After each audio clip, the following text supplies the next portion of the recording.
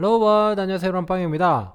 오늘은 정말 간단하게 여러분들 주위에서 자주 볼 수 있는 클로버들 중에서 네잎 클로버만을 확실하게 잡아내는 그런 AI를 만들어 볼까 하는데요. 제가 이것을 만들어 보게 된 계기는 제 구독자분들 중에 딸바보 님이 계셨습니다. 딸바보 님이 계셨는데 이분이 여름에 풀밭에서 딸과 함께 네잎 클로버를 찾다가 따님이 네잎클로버를 못 찾고 울상이 되어버렸다. 그래서 그게 너무 마음이 아파서 네잎클로버를 찾는 앱을 하나 만들어주고자 인공지능이라는 분야에 다짜고짜 뛰어든 딸바보 구독자님이 계셨는데요.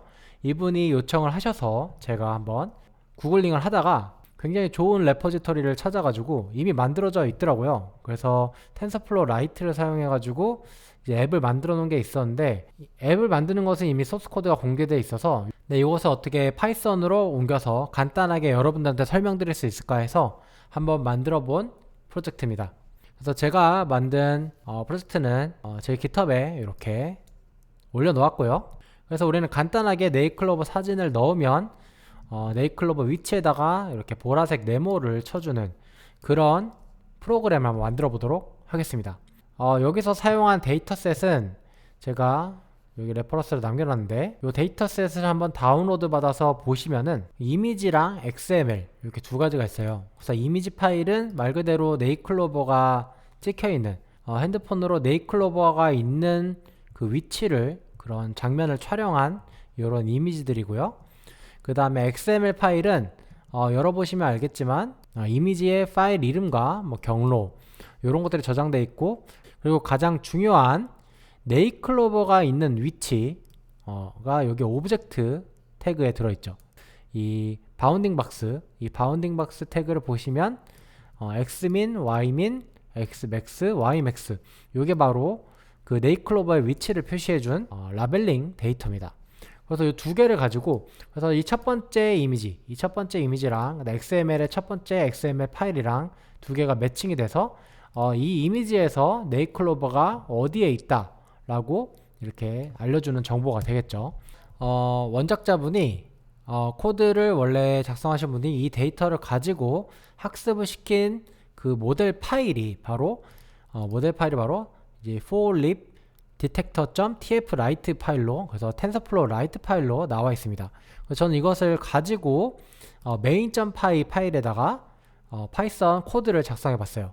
파이썬 코드 작성해 보니까 50줄 정도의 코드로 쉽게 만들 수가 있는데, 이미 학습된 텐서플로우 라이트 파일을 어떻게 활용할 수 있는지 한번 살펴보도록 하죠. 그래서 우리가 오늘 사용할 패키지는 numpy, 그 다음에 텐서플로우는 2.4 버전을 사용했습니다. 오픈CV 이런 패키지를 사용하도록 할 거고요. 그래서 우리가 결과물로 저장할 폴더를 result라는 폴더를 만들어 가지고 저장해 주도록 할게요. 그 다음 네잎클로버인지 아닌지 판단할 수 있는 스레시홀드를 지정해야 되는데, 0에서 1 사이의 소수를 여기다가 지정을 해주면 되는데, 이 소수가 높을수록 예를 들어서 지금 0.3으로 지정을 해놨는데 뭐 0.9 좀 더 엄격하게 판단을 해서 네잎클로버를 좀 더 자세하게, 네잎클로버를 좀 더 정확하게 잡아낼 수 있도록 하는 거죠. 저 같은 경우는 0.3으로 지정을 해놨고, 일단 텐서플로우 라이트 모델을 사용하기 위해서는 텐서플로우 라이트의 인터프리터를 이니셜라이즈를 해줘야 됩니다. 이니셜라이즈 할 때는 모델 패스를 forlib detector라는 요 tfwrite 경로를 입력해주면 되고요. 네, 그래서 인터프리터를 이렇게 해서 모델을 로드를 해주고, 인풋 디테일과 아웃풋 디테일이라고 하면은, 인풋은 여기서는 사진이 뭐 들어가야 된다 라는 정보가 들어가 있고, 그다음 아웃풋으로는 어떻게 결과물이 나온다. 그러니까 우리 같은 경우는 그 네잎클로버의 위치가 이 결과물로 나오게 되겠죠. 인풋과 아웃풋의 뭐 크기, 그런 정보들을 네트워크로부터 가져오는 이런 코드가 되겠습니다. 그 다음에 우리가 사용할 이미지들을 이렇게 리스트 형태로 경로를 다 받아오고요. 그래서 이미지를 로드를 하나하나씩 해야겠죠. 이 경로에서 받아와서, 그래서 포문을 사용해서 이미지를 전부 다 로드를 해줍니다. 이미지 패스를 하나하나씩 받아오는데, 이 이미지가 아마 개수가 377개네요. 그래서 377번의 루프를 돌겠죠. 네, 반복을 합니다. 오픈CV의 IMRead를 사용해서 하나하나씩 이미지를 읽어와 준 다음에요. 그 다음 이미지의 높이, 그 다음 너비를 이렇게 구해주고, 이미지를 이제 전처리를 할 거예요. 전처리를 프리프로세싱이라고 하는데, 전처리를 어떻게 하느냐. 그래서 텐서플로우 라이트 이 네트워크에서는 이 이미지를 리사이징을 합니다. 이미지의 크기를 조정하는데 가로 320, 세로 320 픽셀의 크기로 한번 조정을 하고요. 그 다음에 컨버트 컬러 시스템을 바꾸는데, 원래 오픈CV로 이미지 IMRead를 하게 되면 이미지가 BGR 순서로 이렇게 로드가 되는데, 요것을 R 채널과 B 채널을 순서를 바꿔서 RGB로 바꿔줍니다. 네, 이렇게 바꿔줄 거예요.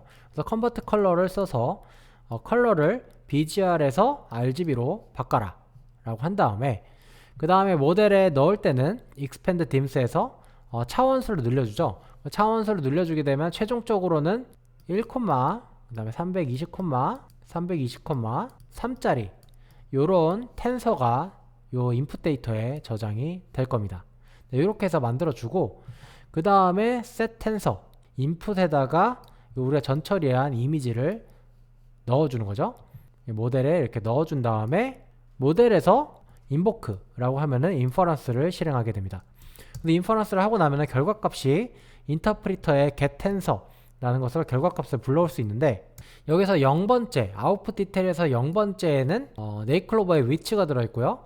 그 다음 아웃풋 디테일에서 두 번째 텐서에는 몇 점인지, 그러니까 0부터 1 사이에 몇 점인지 그 컨피던스 점수가 나와 있어요. 그래서 1에 가까울수록 네이클로버라고 확신한다 라는 컨피던스, 자신감이죠. 그래서 컨피던스 스코어가 이 스코어에 들어가 있고요. 그래서 우리는 이 로케이션과 스코어를 사용해서 네이클로버의 위치를 판단을 해볼 건데, 이제 다 인퍼런스까지 하고 나면은 후처리, 포스트 프로세싱을 해야겠죠. 그래서 로케이션과 스코어를 네이클로버가 여러 개가 있을 수가 있으니 포문을 사용해서 후처리를 해줍니다.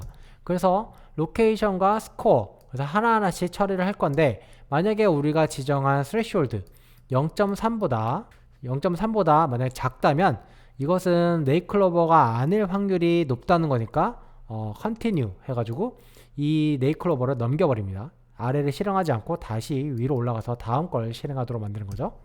그 다음에 제가 이걸 하다 보니까 예외 처리를 하나 해줬어야 되는데, 이 로케이션 값이 굉장히 크게 나오는 경우가 있더라고요. 1, 2 넘게 나오는 경우가 있어서 이런 것들은 예외 처리를 한번 해줬습니다. 모델상의 오류인 것 같은데 아마 그것을 잡지를 못한 것 같아요. 네. 그래서 이 로케이션에 어떻게 저장이 되어 있는지, 위치 정보가 어떻게 저장이 되어 있는지 한번 설명을 드리면, 일단 네이클로버 그림이 있다고 했을 때, 이 네이클로버 그림에서, 그래서 우리는 왼쪽 위의 좌표랑 오른쪽 위의 좌표를 사용해서 이 사각형을 나타낼 수가 있는데, 왼쪽 위의 좌표를 x1, y1이라고 하고요.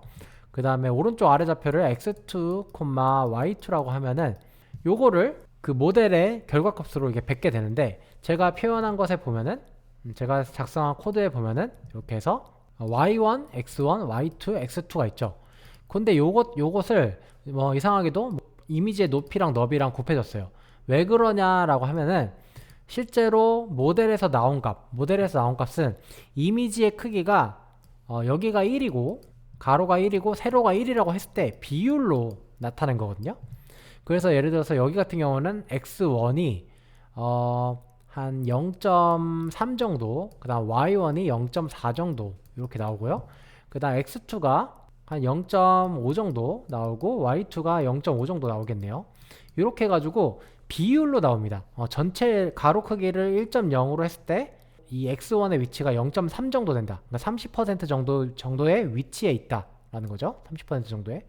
그래서 이렇게 비율로 나타내기 때문에 우리는 다시 이것을 가로 크기, 이미지의 가로 크기랑 그 다음에 이미지의 세로 크기, 요거를 각각 x1, y1, x2, y2에 이 w랑 h를 곱해줘가지고 픽셀 값으로 만들어 버리는 거죠. 비율로 표시된 위치 좌표를 픽셀 위치 좌표로 변환해주는 과정을 하는 겁니다. 로케이션에다가 높이 너비 요걸로 이렇게 곱하게 되면은 여기서 픽셀 좌표로 y1, x1, y2, x2가 나오게 되고요. 요거를 오픈CV의 렉탱글이라는 메서드를 사용해서 결과 이미지에다가 그 사각형을 그리는 코드가 되겠습니다. 그래서 여기서 PT1이라고 하면은 이 사각형에서 왼쪽 위에 좌표를 그리는 거고, PT2라고 하면은 오른쪽 아래 좌표를 그린 거니까 왼쪽 위에 좌표에는 x1, y1을 넣고 오른쪽 아래 좌표에는 x2, y2를 넣는 거죠. 그 다음에 사각형을 그릴 때 컬러는 보라색으로 그릴 거고요. 그 다음에 사각형의 선의 두께는 3 정도로 지정을 해줍니다. 결과값을 IMshow로 볼 수가 있고, 원래 이미지에다가 사각형이 쳐진 그 이미지를 리절트 폴더에 이렇게 살포시 저장을 해주는 코드가 되겠네요. 그래서 이것을 python main.py로 실행을 시켜보면은 이렇게 쭈루룩 뭔가 뜨고, 자, 이렇게 해서 네잎클로버가 굉장히 빠르게 디텍션이 돼가지고 저장이 되는 모습을 볼 수가 있어요. 네, 굉장히 쉽죠.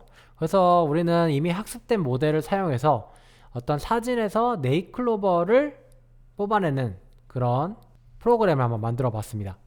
그래서 이 프로그램이 여러분들의 자녀분들한테 도움이 되기를 바라면서 영상을 마치도록 할게요. 네, 재밌게 보셨다면 구독과 좋아요 부탁드리고요. 다음에 더 신기하고 재밌는 프로젝트로 만나도록 할게요. 안녕.